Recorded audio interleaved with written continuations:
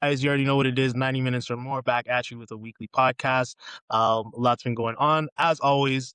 And of course, we are here with episode 13 of our podcast, breaking down as much football throughout the year as we can. And we thank you for your continued support as well as we see a lot of the viewers, a lot of the watchers, consistently watching the video. So we definitely thank you for that.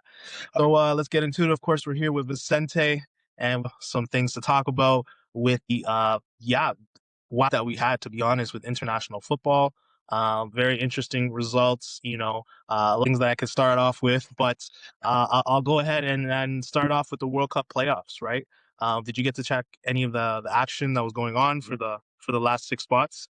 Yeah, I did. Kind of feel bad for Italy. I was like hoping for them to go to this World Cup.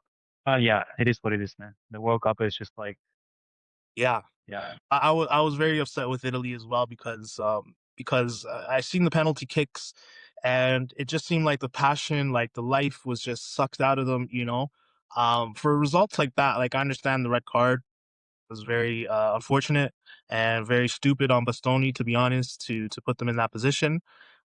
Get penalty kicks. You have to be able to rev. The engine at that point. You have to be able to find somebody to be like Forza Azzurri, vamos, let's go. And I just did not see a leader come out on the Italian field and say we could do this. You know what I mean? And of course, being in Bosnia didn't make it any easier. But yeah, that was definitely a big result. Takeaways from the match itself. I always like to compare it to Peru's situation. Last World Cup, Peru faced Australia in the playoffs to go to the World Cup, and it was the same situation. I mean, there wasn't a red card throughout the minutes. I think the players started building up like a fear that things were happening, and then we went to penalty kicks the same ways, and we were all scared. At that point, we were like, we thought that we were already in the World Cup at that point. But Yeah, then you face like you're in the penalty kicks, and then you don't know what's going to happen at that point, right? right. So it's the same situation. I feel more than the lack of passion is it was the like the fear was in crescendo, right? Like was growing throughout Yeah. the game. And then you get to a point like you're kicking penalties and you never know what's gonna happen. I know to go 85 minutes thinking that, you're going to get back to the World Cup and then everything turns around. But that's football. That's football. They had to prepare for that. You know what I mean? I think, Gattuso, I'm not sure exactly. Like, I feel like he was kind of left with the job in a sense, I don't think he's like the top candidate for Italy or whatever. And he was very defensive. I think I put out a video on our TikTok as well, and I mentioned how Italy brought 12 defenders, right? And I mentioned even they listed Brian Cristante as a midfielder, but he's a defender, and he's been a defender for a long time. A lot of people have been wishing that he was no longer playing for Italy because he doesn't offer anything, but he's the one that ended up missing the last penalty there or whatever. No blame on him, but have more attackers, having more, midfield players or, bringing 13 defenders to a World Cup qualifier. Like, I don't know what we're gonna, you know what I mean? Like we're saying with the formation, is it gonna be like a back line of seven? Like, so, yeah, definitely, didn't help not having the extra attackers. Also, like the generation of players, like Italian players that we have now, it's just not the same as it was a few years ago, right? You don't even have like a player. I mean, you have Tonali, which is a great midfielder. But you don't even have an attacker like El Shaarawy or someone like that, right? Or even Federico Chiesa is not in his prime anymore. What's those players, especially Federico Chiesa, was one of the main reasons they actually managed to win that Euro in 2021, right? So I think the generation of players is not there. I think they have to work on like the lower categories to see where they can find new players because I think that the lack of players in Italy is surprising. Say, yeah, the lack of talent, and that's part of it too. It's just they're very slow when it comes to replenishing their international team. Like I was saying with Brian Cristante, I remember Brian Cristante playing at the 2012 Euro. You know what I mean? Like it's been that long that they're relying on guys like this, and so you have to hand the keys over to the young guys and be rough. It can end up birthing some players too, right? So yeah, very unfortunate for Italy, but it is what it is. That is football. Through though, and I heard that the Bosnians were very, very excited about that. been through a lot of war. Dzeko talking about, his friends that he lost in the war and stuff like that and dedicating it to them. So definitely for them. And yeah, going to be interesting to see them back in the World Cup. Um, the next game, I guess, would be Sweden versus Poland. Lewandowski out, Gyökeres in. Interesting to see how Sweden apparently didn't even win a game, or they only won one game in the whole qualifying, but they ended up actually qualifying to the playoff round through a technicality because of the Nations League. Something like that. That was so strange to me. Because Gattuso was complaining, saying there's too many African teams, there's too many South American teams, and realistically, the European qualifiers are like you based on the Nations League sometimes and sometimes not. So it's very confusing there. I don't even know the distinct rule. But anyways, like I said, that is football. The team that has no life will rise up. You know what I mean? So, Sweden edged past Poland. I don't know any thoughts there quickly.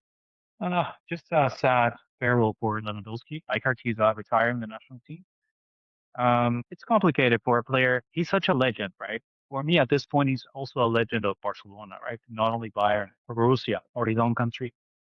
He's been a legend in every single club he's been in. But when you play for a national team that's probably not as competitive as the other ones, there's always the chance that you will not be in the world. Feel bad for him, but it is 100% definitely is what it is. Back in the World Cup, I think that was the more expected one because Turkey, with Arda Güler, with Chu, even the last Euro Cups, they actually played really good too. So I'm not surprised with Turkey at all. And of course, we have the intercontinental playoffs where Congo ended up surpassing Jamaica at that game as well. Jamaica just seemed like they did not have the life to win the game, and like we're saying with Peru, with Italy, there's that hesitancy there, of that fear of losing the whole game. So, and then Congo, of course, they've been actually doing good in terms of the last few years and their cycle. So, it was very interesting as well. Have Iraq that Bolivia.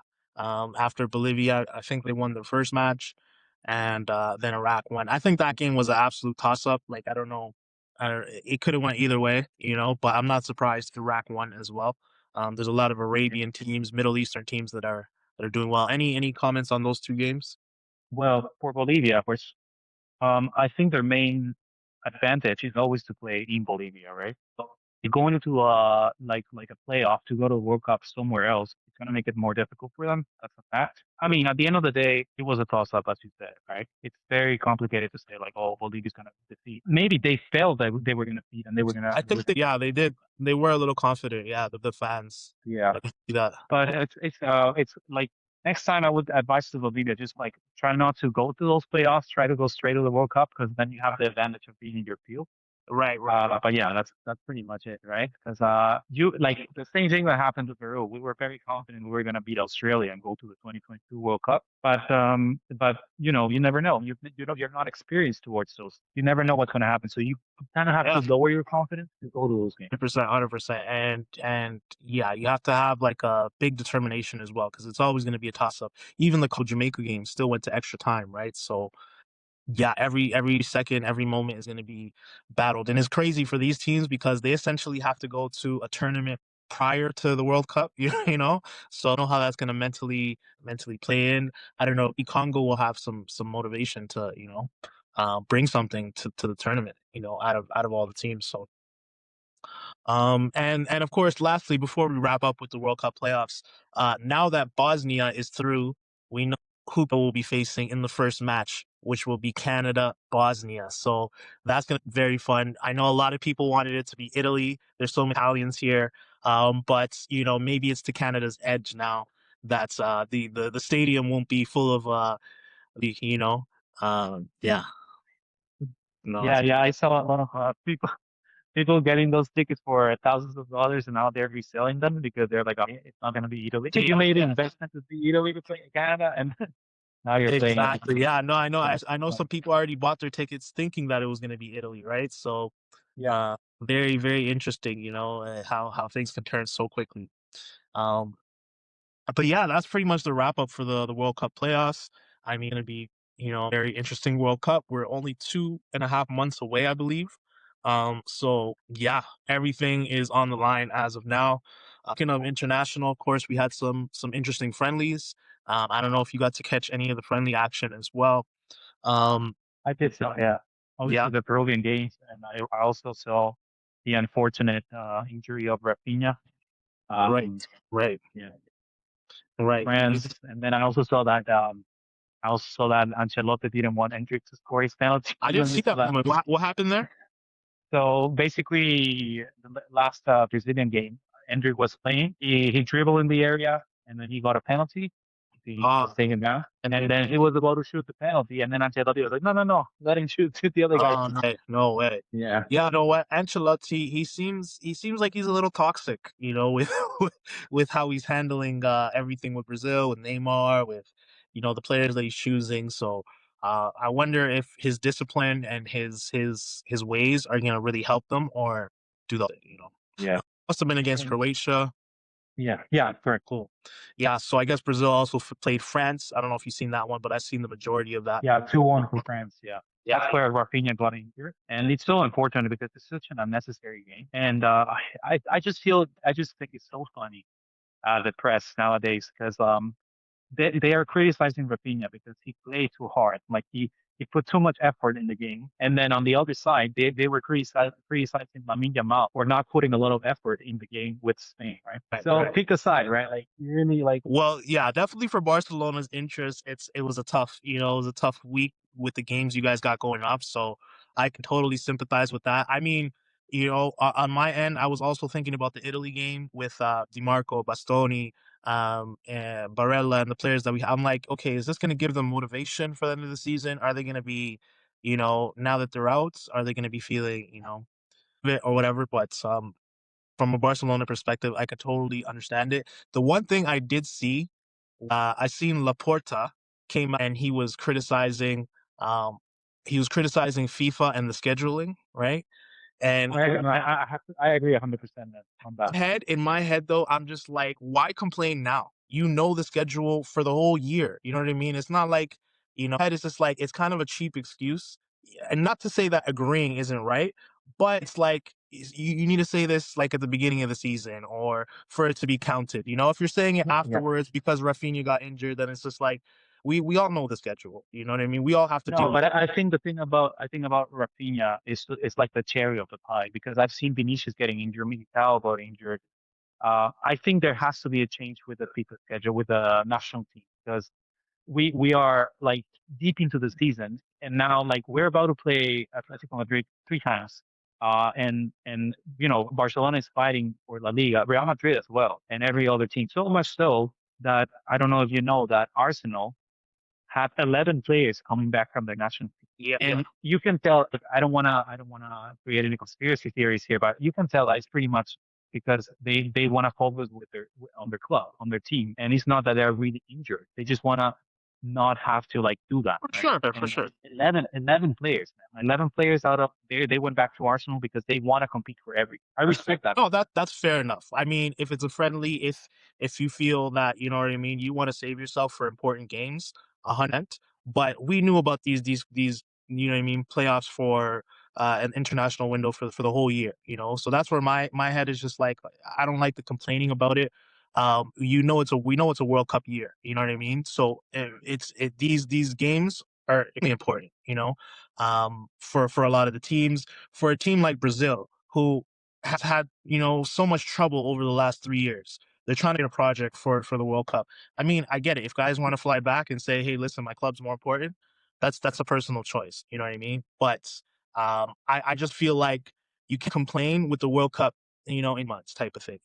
And Well, yeah, that could be.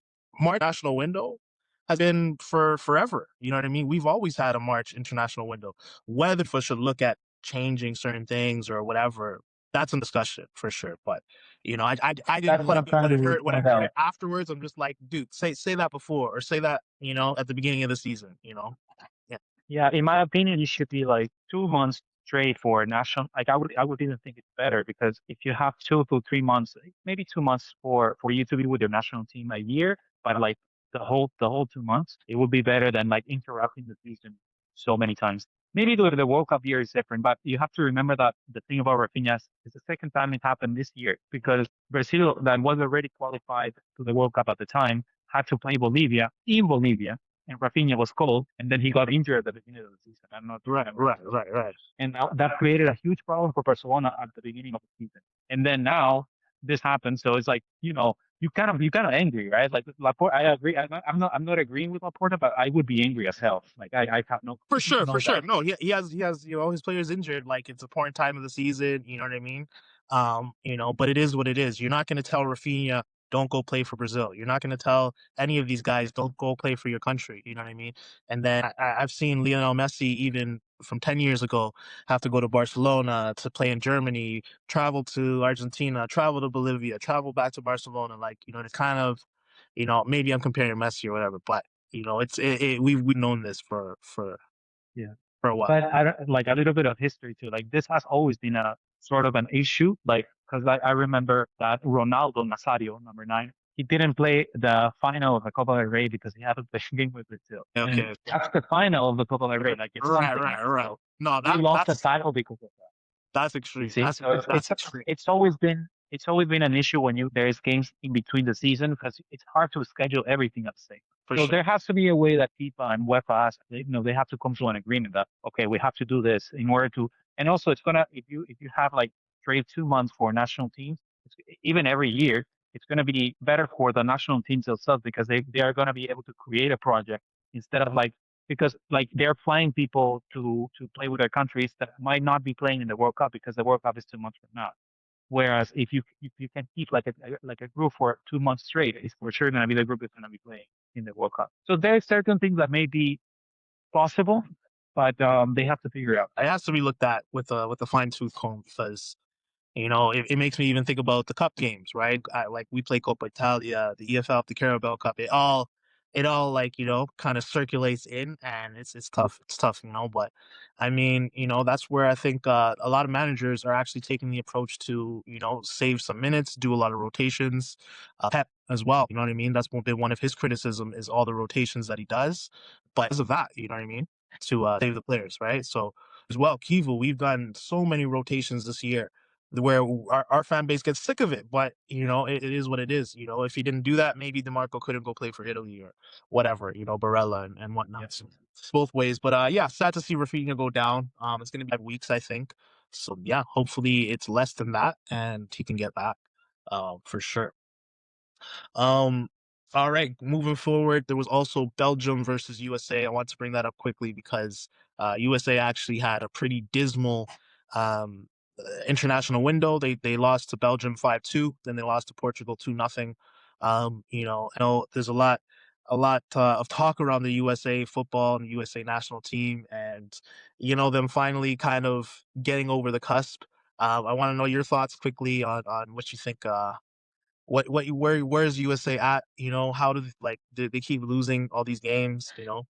Well, that shows how even having like probably the best athletes in the world in every other sport, that just shows you that like how dependent you are of your fan base in every sport, right? And like the US is just not a country that like really has that interest in football. So maybe that can impact the players. But I do believe that they do have great players right now. I don't know if Pulisic is going to play. I know Serginho that might play. Yeah, Think that I believe that in the environment of the World Cup, it might be different for them, and true, they might like pull it up. true, And true. also, they're It might playing in the US. pull up a little bit more of a fight.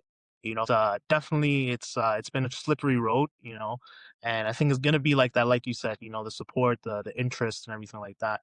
Um, I think football culture, how we grew up with it in South America and in Europe, a bit different here in North America, and that's what we're trying to do is bridge the gap, right? So people understand more of the emotion, more of the passion, more of the tactical side of it, because Yeah. football is not just kicking and running, type thing. But yeah, but no, interesting to see their results and to see whether they can pick it up because they clearly chose two top more so teams to face, right? So yeah, interesting there. With Spain versus Egypt. Now I know you had some comments about Lamine not putting as much effort or whatever. Spain ended up tying Egypt 0-0. And they actually beat Serbia 3-0 prior to that. But I want to Mhm. focus on the Egypt game a little bit more because it was interesting. Number one, the results, right? They weren't able to score against Egypt. I know you're saying something with the efforts and things like that. Um, I want to ask, like, where does that rank for Spain? Like, is that a warning sign at all? And then, of course, the No, I disagree with that. Like, no, I think simply like the players were like, okay, we're so close to go back to to playing like the league and the Champions League that we gotta chill. And also the huge thing, I think you were gonna mention the thing about the the fans basically talking shit to Lamin, not to yeah, say in a different way, or to like, yeah, yeah. So I think basically that bring him they down. were saying the Muslim doesn't jump or whatever. They were saying some sort of Islamic chant or whatever. Yeah, terrible. And also, you have to remember that it was technically directed to Egypt, which is also very stupid to do. Yeah, But implicitly, it was also directed to Lamine Yamal because everyone knows that he's Muslim. That's one exactly. thing. And the other thing is that the stadium they were playing was Espanyol. I don't know if you know, it's the city rival. Like, Barcelona. Okay, right. so they hate it too. So I don't know where they stand. Like, I don't understand how can you do that. It's a player of your national team. Like, it's just Yeah. ridiculous. And yeah, because it's just like oftentimes you see like one or two stupid idiots in the stadium, a small group of people being stupid, but to see hundreds of them, like you know what I mean, going on with it, that was the disgusting part for me. Very disappointing. Yeah. I feel that bodes for the envy within Spain. How Lamin's gonna feel about that? I know he posted about it. Do you think it's gonna affect the camaraderie or maybe make it stronger or the relationship with the I fans? highly doubt it because first of all, the games are going to be played in the US, so the Spanish fans are not going to be there as much. True. In that regard, I hope there will not be any racist or Islamophobic things on the Yeah. stadium, right? Right. And Lamine is friends with almost every single player in the national team. Like, there's Pedri, there's Dani Olmo, there's William. They're all his friends, right? He likes to play football, and I think he's very like. Besides of the things that are said about him, I think he's a very serious kid. He might be fun, he might like to dance and stuff like that, but I can see that the guy's professional. What like he's a very professional kid. I think we're undermining that, and we're saying he's very cocky or whatever. But I don't like. Have you seen his physique? The way he has evolved his physique, like that doesn't happen because of like you have to work for that physique for sure. But I can tell that the guy's professional. Just look at the way his body developed at this point. Just pretty Yeah. much, it speaks for itself, right? 100%. Yeah, no, for sure. And it's good to hear that, you still think they can kind of pull it together. And yeah, hopefully the fans get their act together, you know what I mean? Because, I know that's very important at a World Cup, right? It's not to have that separation within the fan base or whatever. Of course, as the finalissimo was supposed to happen, and it didn't, of course. So Argentina went their separate ways. But anyways, Argentina did ended up beating Mauritiana, I believe, first, which was an okay game. And then the game against Zambia really kind of opened up a lot of people's eyes with the 5-0. I know people might say it's a lower quality opponent, but mind you, Zambia actually did pretty good in the AFCON, so they're definitely not a pushover team. Any team realistically is never usually a pushover. However, Argentina did have an outstanding performance in that match. Lionel Messi pretty much created 4 goals, and he scored and assisted himself with a golazo. I know me and you talked about Argentina's chances over the last little while as we're doing our previews, but for me watching the game, yeah, it kind of verified everything I was thinking. The style of play that they're coming with right now is incredible. The addition of Nico Paz as well, and I want to also point out how Almada has been of like the secret weapon, because he's able to run so much and he brings a lot of intensity to that team.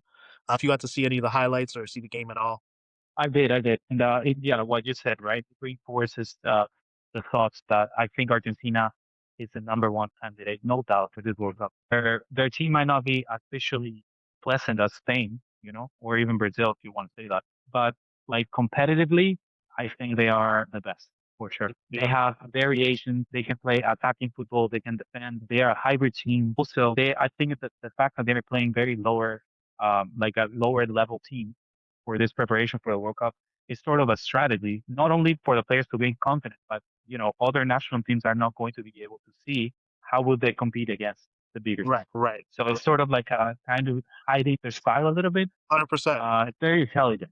And So and then Scaloni, he got to watch Brazil versus France. He got to watch Colombia versus France. So he got to see how they against a tougher opponent. So I see what you're saying. Yeah.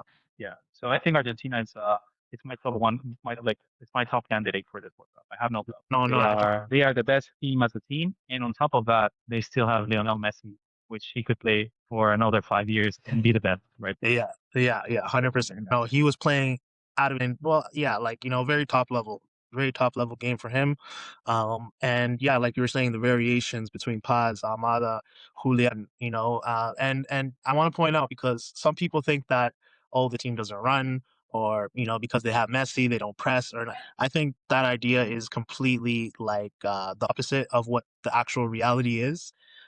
Because Julian and Almada, those guys run like their life depended on it. You know what I mean? And yeah, I was watching the game at one point and I was getting dizzy. I was seeing Julian press, I was seeing Almada press, I was seeing Almada on the left, Almada on the right, and all the variations. You can get dizzy. So any team that thinks, And mind you, they're not going Messi to will run, press in the World Cup. yes, Messi will press in the World Cup for that's sure. it. I have no That's doubt. exactly. You see how he fends when he's on offense, sort of, right? And we've seen many of those moments where he takes the ball away or he sluckles someone, right? So Yeah. yeah, no, amazing, amazing. So yeah, of course we'll follow up with that. Lastly, I want to talk about England quickly.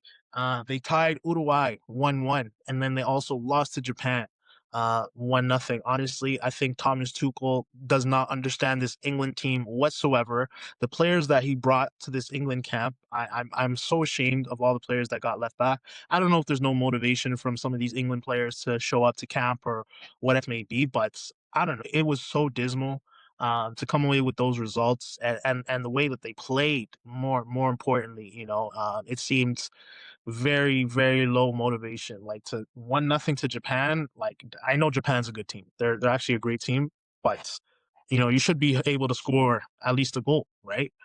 With the players that you have. So that's on England quickly. Well, I after the year one game, I had really positive like sensations of that team. And but after what you said, right after the game against Japan, yeah, things were like that. Those feelings went down a little bit. But nonetheless, I think we shouldn't undermine Japan. Japan is a team that we don't know what it is still. We don't know how well they do, or like we have to remember they beat Germany last World Cup, right? Or yes, we They never know with them. they Belgium So last the one before. So yeah. and I think with Japan, we either overrate them or we undermine them. There's no in between, right? Yeah. Because yeah, it's a very complicated team to read. So I have hopes that Tuchel is gonna find the team for the World Cup. Um, but on the other side, I think that England is always a disappointment in every World Cup place. So I'm not expecting a lot, but like I'm also not completely disqualifying them to get to the semifinals or even. What I was gonna say about Japan is they're a team that plays like they're not from Asia. It's almost like they play like South American style a little bit. They're very feisty. They like to go. They like to take the chances. So they have an interesting style. But yeah, as for England, I just think like it's to the World Cup and you have to find a team. Like this is tough. You're down to a deadline pretty much. So I mean, and it was crazy to see, all the different projects and how they're doing. Like with Argentina, it seems like they're at the top. France, obviously, they still have, a great team. And I was talking to my friends actually, and I was saying might be a little bit better in certain ways than the 2022 version. I think in an attacking sense, for sure. Defensively, they also might be a little bit weaker than they were. So it's kind of trade off for them. And then to see Colombia go against France and Croatia, we know Colombia as a threat. We know Colombia as a danger team, right? Um, Here in South America, but we could see where their cycle, they lost to Argentina, obviously, in the Copa America. We could see it's like they're trying to be elites. And that next step is Colombia's biggest challenge, whether they can do Yeah. that this World Cup. Interesting. And then, of course, we get to Team Brazil and England where it's like know their roster yet, really, but so but they have quality, so it was interesting to see how it's all kind of working together towards the World Cup. I know some of them were friendlies, some of them were play, but I feel like it all kind of makes the journey, and the process. So Yeah. that is that pretty much for the international. Yeah, of course, we went through the quarterfinals of the UCL last podcast, so I don't feel like we have to touch on that too much. Although we have to, mention that we played this week, right? So you guys could check out our last podcast to see our exact predictions and what we were saying about the UCL. Any quick thoughts on your end about? Oh, Hoping for the best. That's all. yeah, Um, I remember I posted a clip about the three of us with Suchi speaking about Bayern and Real Madrid, and yeah, that's pretty much what I think of that game. And then other games, I think they're going to be um, very unpredictable. This is a very unpredictable part of the champion. We'll see though. exactly, 100%, 100%. We shall see. Yeah, it's gonna be interesting ties. So I'm gonna just let it ride, and then we will recap it once everything finishes up. Lastly, Atletico Barcelona. I know we talked about that as well.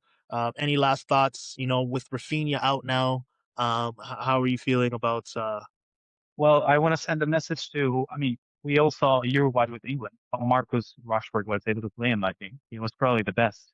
So a message to him. I mean, this is your time, Marcus Rashford. Like this is the time you have to show that why we need to sign you. Like especially these three games against Atletico Madrid. This is the time. Like you have to show who you are. Like you know what I mean. I want him to do his best because that's the guy we need for this three games. I need Marcus Rashford to press. I need him to go into space. I need him to dribble. I need him to score goals. Yeah, All that. everything. Yeah, yeah. He needs to be Yeah, basically 2020 Marcus Rashford. Needs to exactly. I need come him out of his cage. Yeah, and yeah. Marcus Rashford. For sure. Honestly, I mean, thinking about it, it's gonna be a battle. It's gonna be a heck of a battle. Um, the way Julian Alvarez is playing right now does scare me a little because he's looking like he really wants whatever it is on the table. So, I mean, but it's a team game. It's a team game, and I think that's Atletico's weakness is that some parts of their team are a little bit questionable, Hancho and maybe their defense and whatever but Ruggeri, like guys like that are elites, but not really top. So it's with that being said, like I know I can't doubt what I was doing and scoring right now. So hopefully we get to see a lot of goals. I'm hoping. Yeah, I'm hoping that. All right, that's pretty much it. Yeah, definitely stay tuned for next week, and we will have a recap of the Champions League. And yeah, be right back with you guys. So until then, see you later.